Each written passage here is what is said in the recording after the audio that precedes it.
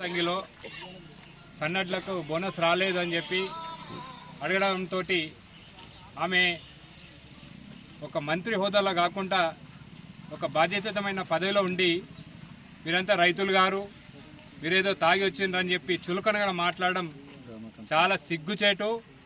ఇంకోటి ఆమె అవమానపరిచింది యావత్తు తెలంగాణ రైతులను. ఇలా మేము ఒకటే డిమాండ్ చేస్తూ ఉన్నాం, సీతక్క గారు మీరు వెంటనే ఈ రైతులకు క్షమాపణ చెప్పాలి. నిన్న ఈ సంఘటనతోటి చాలామంది రైతులు చాలా బాధపడతా ఉన్నారు.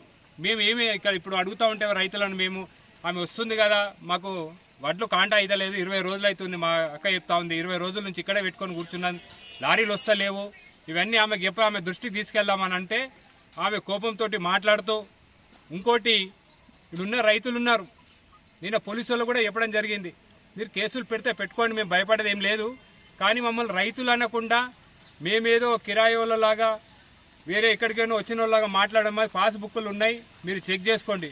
ఇంకోటి ఆమె మాట్లాడే విధానం చూస్తుంటే ఇవాళ నిజంగా కూడా మహిళలు కూడా కూడా తలదించుకోవాలి సిగ్గుతోటి.